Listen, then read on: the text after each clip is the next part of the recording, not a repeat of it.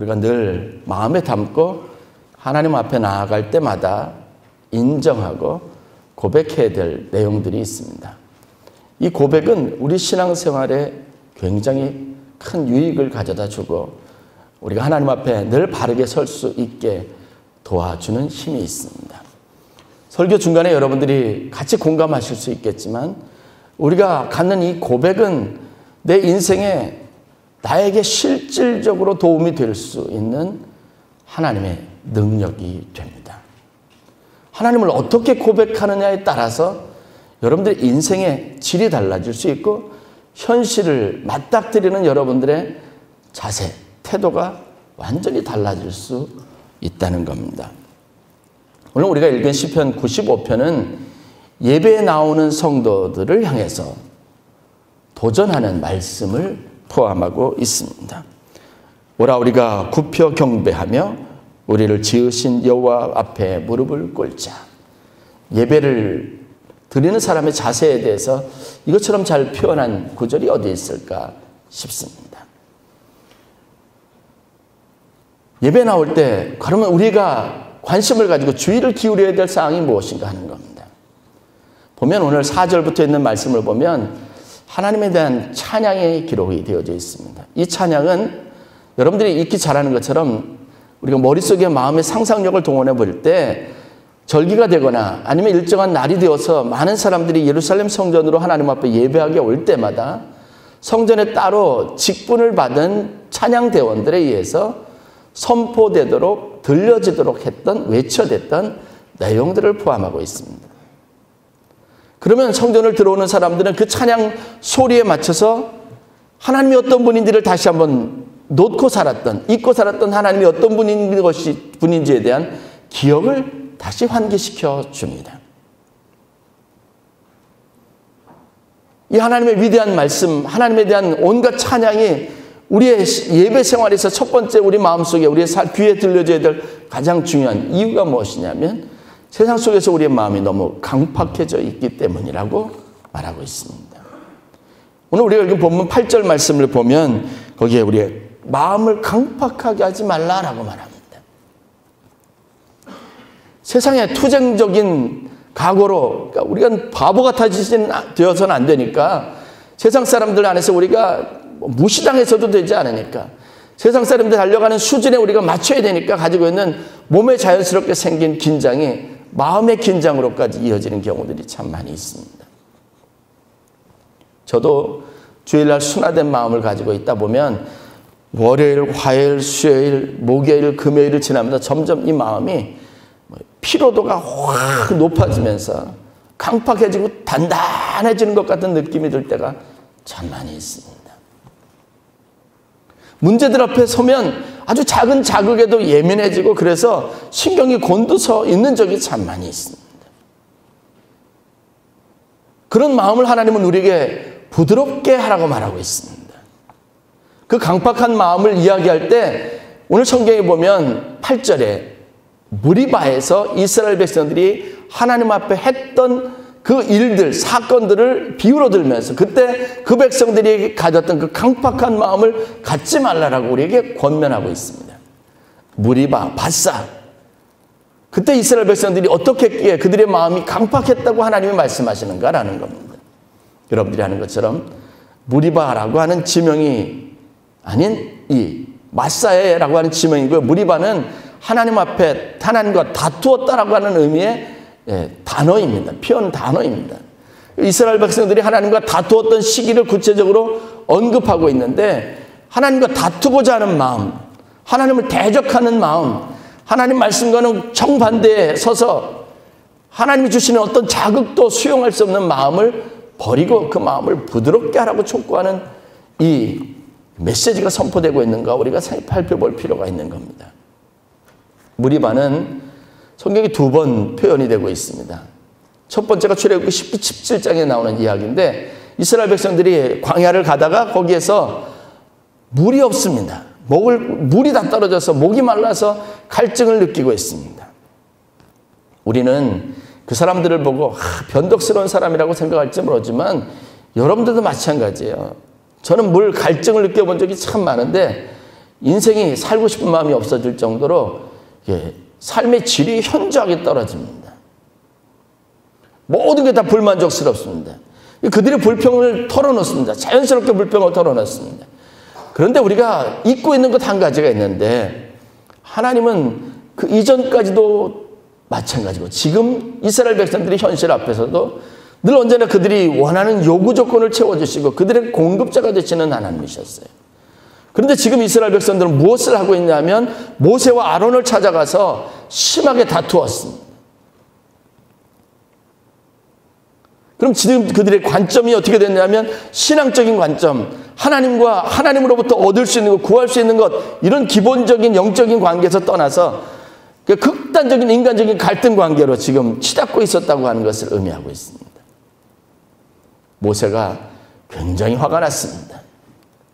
그리고 하나님 앞에 불평하고 있는 사람들에 대해서 뭔가 하나님이 조치라도 필요하듯이 그렇게 원망하면서 하나님 앞에 그들에 대해서 흉보듯이 이야기합니다. 그런데 그때 하나님은 두말하지 아니하시고 그들의 불평과 원망에 대해서 판단하지 아니하시고 모세에게 아주 간단한 명령을 합니다. 네 손에 있는 지팡이를 들고 저 반석 위에 올라가서 치라는 겁니다. 그러면 반석에서 물을 내시겠다고 말씀하셨습니다. 그렇게 해서 출애굽기 17장에 모세는 반석을 쳤고 거기에서 물이 솟아올라서 이스라엘 백성들이 갈증을 해결했습니다. 그런데 놀라운 것은 광야 여정이 한참 진행되었던 또 다른 민수기 20장에 이와 똑같은 상황이 생기게 됐습니다. 그때도 이스라엘 백성들은 먹을 물이 없어서 목이 말랐고 갈증을 심하게 느꼈습니다.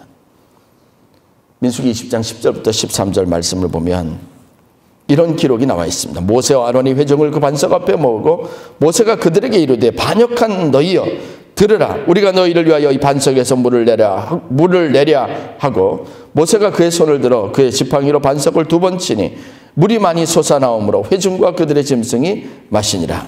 여호와께서 모세와 아론에게 이르시되 너희가 나를 믿지 아니하고 이를 이스라엘 자손의 목전에서 내 거룩함을 나타내지 아니한 고로 너희는 이 회중을 내가 그들에게 준 땅으로 인도하여 드리지 못하리라 라고 하는 말씀을 하셨습니다.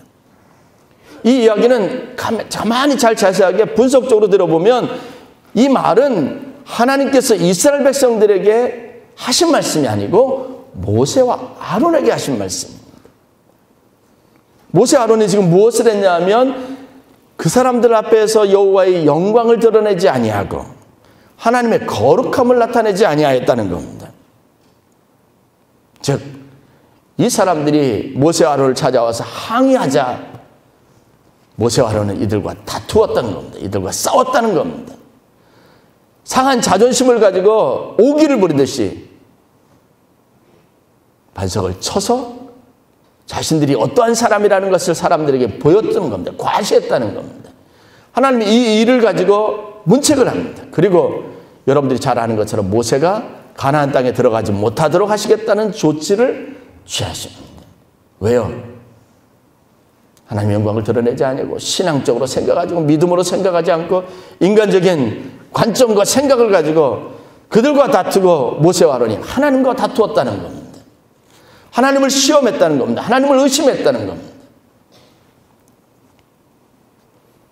무리바라고 하는 것은 그들이 인생을 살면서 하나님을 잃어버릴 때, 은혜의 공급이 끊어질 때 얼마나 몸이 건조해질 수 있으며 얼마나 오기와 자존심에 똘똘 뭉쳐진 그런 강팍한 마음을 가질 수 있는지를 보여주는 전형적인 사건이 되었습니다. 이 일 때문에 모세는 옥전에 가나안 땅을 두고도 가나안 땅에 들어가지 못하는 형벌을 받게 되었습니다. 왜 우리가 마음의 강팍한 것을 경계합니까? 왜 하나님 전에 나갈 때마다 우리 마음을 부드럽게 해주기를 하나님 앞에 기도해야 합니까? 왜 날마다 하나님이 어떤 분인지를 묵상해야 하고 하나님 우리에게 행하신 일들에 대해서 우리가 깊이 있게 고민하고 그것에 대해서 되새겨보고 또 되새겨보는 시간들을 갖지 않으면 안 되느냐는 겁니다. 오늘 하나님은 세상에 익숙해져 버린 그래서 굳어져 있는 여러분의 마음, 강팍했던 마음을 부드럽게 하라고 요청하고 계십니다. 그리고 그들에게 메시지를 들려주십니다. 강팍한 마음을 버리고 하나님의 뜻에 순종하는 삶을 살아야 할 근거를 우리에게 제시해 주십니다. 우리에게 거룩한 신앙적인 묵상을 가지라고 도전하고 있습니다. 그 묵상, 우리가 드려야 될, 하나님 앞에 드려야 될 고백이 두 가지가 있습니다. 본문이 말하는 우리의 고백이 되어야 될 것, 첫 번째는 바로 하나님은 우리가 살고 있는 모든 환경과 조건을 만드신 창조주이시며 섭리하신 분이라는 겁니다. 여러분의 마음으로 느낀다고 해서 하나님이 일하시지 않는 것 아닙니다. 여러분들의 마음이 불평하고 여러분들의 마음이 괴로움이 있다고 해서 하나님이 이 일과 관계먼 것은 아닙니다. 하나님은 매 순간 우리의 모든 처한 환경, 여러분들이 하나님은 없다라고 말하는 그 조건 안에서도 여전히 하나님이시라는 것을 여러분이 다시 한번 깨닫는 은혜가 있기를 주의 이름으로 간절히 축원합니다. 그래서 우리는 무엇을 들어야 합니까? 4절에 말하는 것처럼 땅의 깊은 것이 그의 손 안에 있으며 산들의 높은 곳도 그의 것이로다. 바다도 그의 것이라. 그가 만드셨고 육지도 그의 손이 지으셨도다. 우리가 잃어버렸던 하나님의 손길을 바라볼 수 있어야 합니다. 내가 느끼지 못하는 곳이지만 하나님의 손길이 이곳에도 있습니다. 하나님의 거룩하신 계획과 뜻이 벗어난 곳에 우리 인생에 있지 않다는 믿음을 가져야 합니다.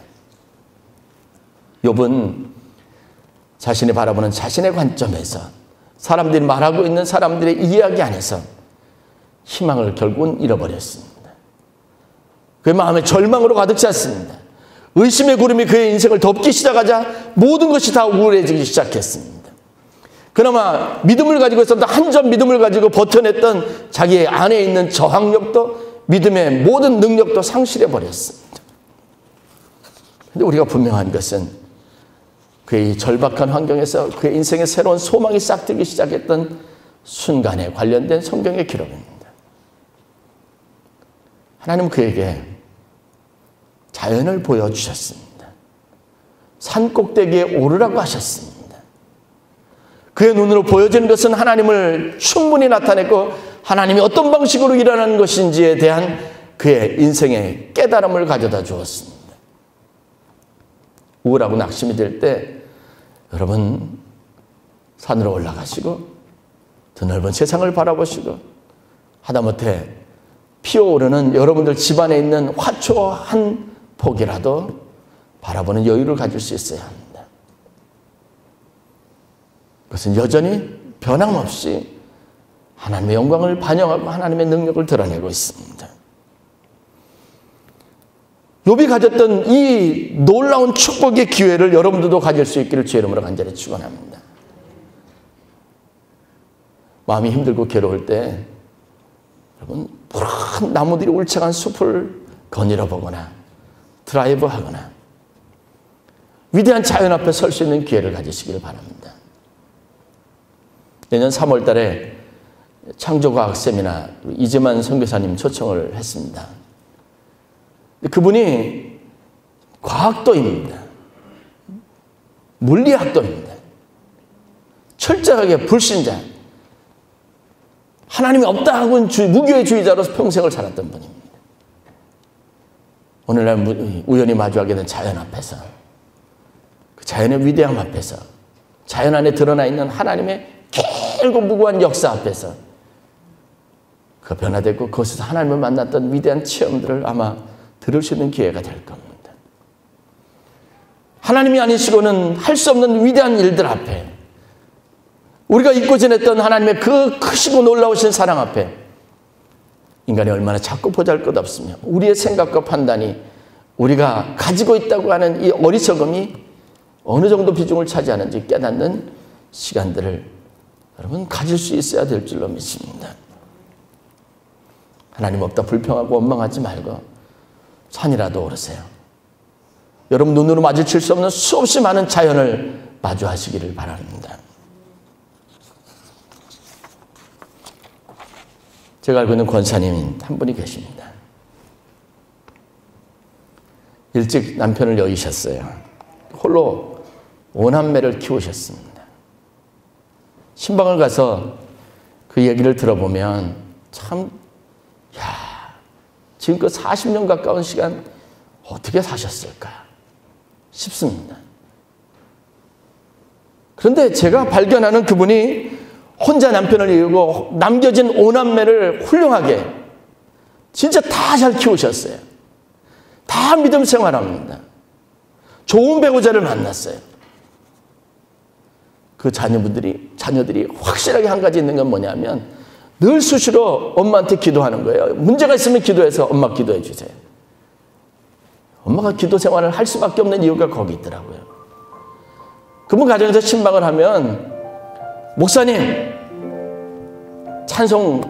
이 찬송 불러주세요 하고 요청합니다. 가면 신방 갈 때마다 꼭 부르는 찬송이 있습니다. 근데 그분 말씀이 뭐냐면 그 찬송을 부르면서 새벽에 기도하면 그 찬송 가사가 생각나면 세상의 모든 근심과 걱정과 염려 그리고 마음을 둘러쌌던 모든 것이 다 사라진다는 거예요. 온 몸과 영혼을 감싸시는 하나님의 위로가 그 찬송 안에서 만나고 발견되는 하나님이 보이기 시작하는데 힘이 나타나는 겁니다. 이 자식들 놔두고 도망가고 싶은 마음, 뿌리치고 가고 싶은 마음도 수도 없이 일어나는데 하나님, 목사님, 나는 이 찬송에서 하나님을 만나고 평생 이 찬송 안에서 내게 만나고 찾아오셨던 하나님이 나를 일으켜주시고 지금까지 나를 있게 해주셨어요 하고 말씀하시더라고요. 그럼 그 찬송이 뭔지 아십니까? 찬송가 88장이에요. 내 진정 사모하는 친구가 되시는. 네, 저랑 저희 사모랑 권사님이 함께 예배를 드리면서 이 찬송을 부르면 마음이 먹먹해집니다. 찬송을 부르기가 힘이 들어요. 왜요? 그 상황들 주마등같이 스쳐지는 인생의 모든 사건들 얼마나 힘들고 괴로움이 많았겠어요. 인간이 가질 수 있는 정신적인 여러분 육체의 한계들이 얼마나 많이 있겠어요.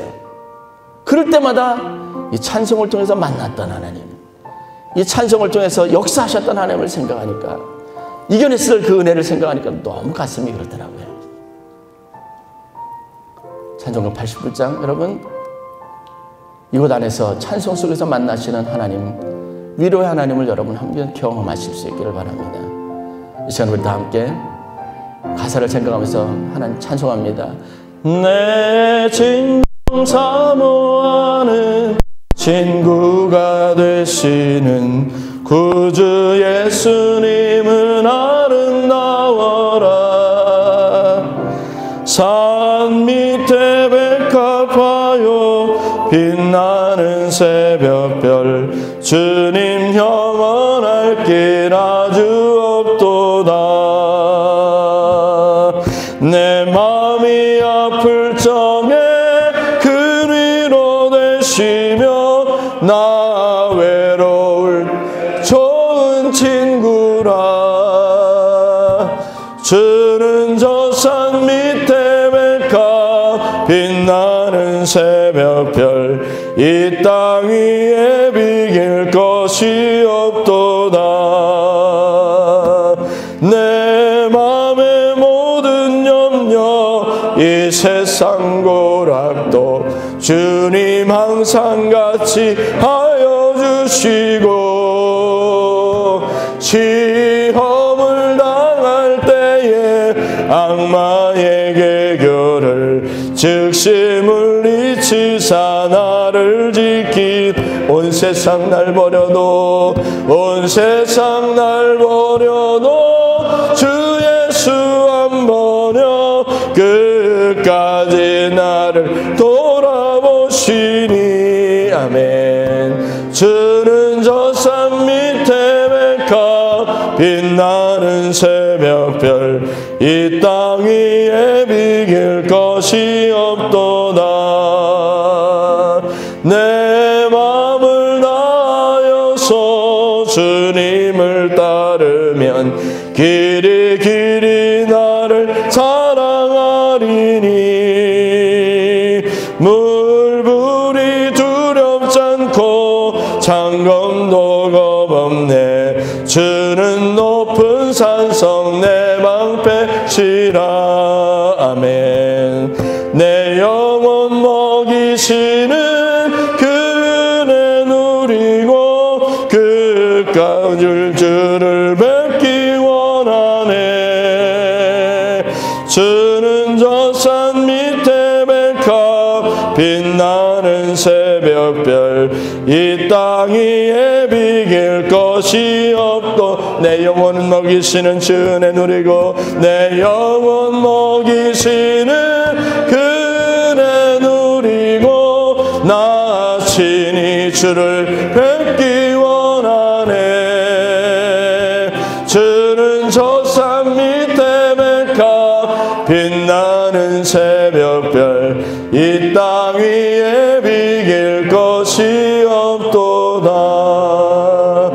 아멘. 그렇습니다. 우리가 보고 느끼는 것보다 하나님은 훨씬 더 크고 놀라우시고 우리 인생에 우리의 기대를 상상을 뛰어넘어 역사하시는 분이십니다. 하나님이 창조주이심을 이 모든 만물을 섭리하시는 분이심을 고백하실 수 있기를 주 이름으로 간절히 축원합니다. 두 번째 마지막으로 하나님은 우리의 삶의 주인이십니다. 고백은요 분명합니다. 7절 말씀 그는 우리의 하나님이시요 우리는 그가 기르시는 백성이며 그의 손이 돌보시는 양이기 때문이라 라고 말합니다. 우리가 하나님의 손 안에 있다고 고백합니다. 하나님이 이스라엘의 주인이시고 이스라엘은 하나님의 양이 된 것처럼 오늘날 우리도 하나님은 우리의 하나님이시고 그의 손이 우리를 돌보시고 기르십니다. 그의 손 안에 있다는 것처럼 복된 것은 없습니다. 우리가 생각하고 우리가 기대하는 것 그것이 현실이 아니라 하나님의 손이 우리 인생에 다 있다는 거룩한 묵상을 가질 때 여러분 우리가 승리할 수 있습니다.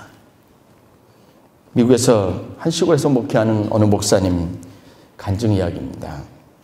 교회에 열심히 출석하는 어느 교인이 전화를 걸어서 어느 날 갑작스럽게 자신에게 생긴 암을 낫게 해달라고 기도를 요청했습니다.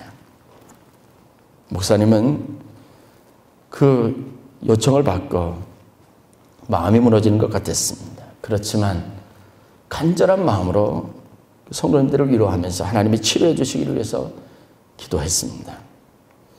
한 일주일 정도 시간이 지난 후에 한 통의 전화가 울려왔습니다. 전화를 받았더니 한 여자분의 목소리가 들려요. 여보세요. 목사님이 남편 누구누구 이름을 대면서 암을 위해서 기도해 주셨나요? 라는 음성입니다. 목사님은 순간적으로 병원에서 치료가 잘 됐나 보다 이런 생각이 들어서 기대감이 생긴 거예요. 그리고 예 그렇습니다. 그래 무슨 일이시죠? 하고 물었습니다. 그랬는데 기대하고는 전혀 정반대의 이야기가 수화기를 통해서 들려졌습니다. 목사님, 내 남편이 죽었어요. 마음이 무거워졌습니다. 뭐라고 위로하고 표현해야 될지 모르겠었습니다. 자책감도 들고 하나님에 대한 원망하는 마음도 들어요.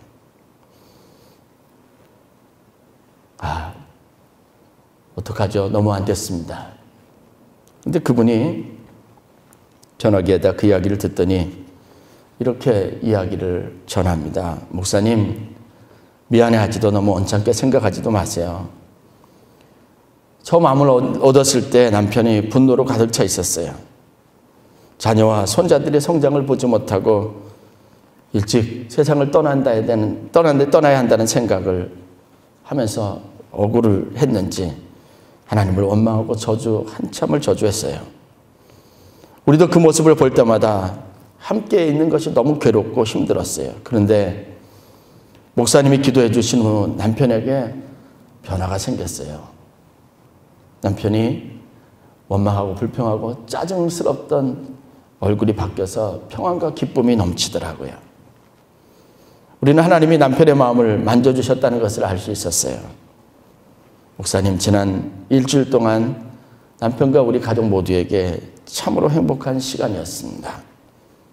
우리가 함께 노래했고 예배했고 웃었고 눈물 흘리며 감사했고 함께 성경을 읽었고 서로를 축복하고 기도해주는 시간을 가졌어요. 목사님이 남편을 위해서 기도해 주신 것에 대해서 감사하려고 전화했습니다. 라고 전하는 겁니다. 마음이 먹먹해지는데 다음에 이 여자는 이 여인이 이 부인의 음성이 있었습니다. 목사님, 남편은 치료되지는 않았지만 치유되었어요. 여러분, 하나님은 선하신 분입니다.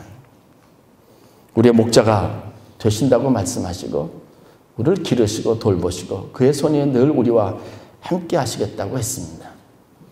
사망의 음침한 골짜기를 갈지라도 하나님이 그곳에서도 우리와 함께 하시겠다고 약속하고 있습니다.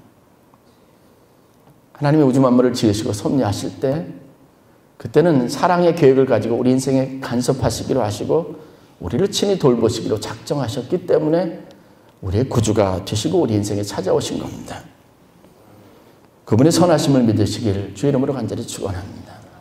어떤 때라도 그래서 예배에 나갈 때마다 우리 강팍한 마음, 단단해진 마음을 부드럽게 하시기를 하나님이 어떤 분이고 하나님의 사랑이 우리 인생에 어떤 의미를 갖는지를 묵상하고 여러분 입으로 고백하고 시인함으로 우리가 다시 한번 이 땅에서 하나님의 영광을 드러내는 거룩한 삶을 살아야 될 성도의 직분과 사명을 가지고 있습니다. 여러분들이 날마다 살아계신 하나님으로 인하여 기뻐하시고 그분의 동행하심으로 인하여 평안하시고 인생에 어떤 일이 닥치더라도 그것은 하나님의 손이 우리와 함께 하시고 하나님의 뜻과 계획이 우리 삶 가운데 이루어진다고 하는 이 거룩한 묵상 안에서 승리하는 삶을 살아가는 거룩한 성도들이 되실 수 있기를 간절히 축원합니다. 기도하겠습니다.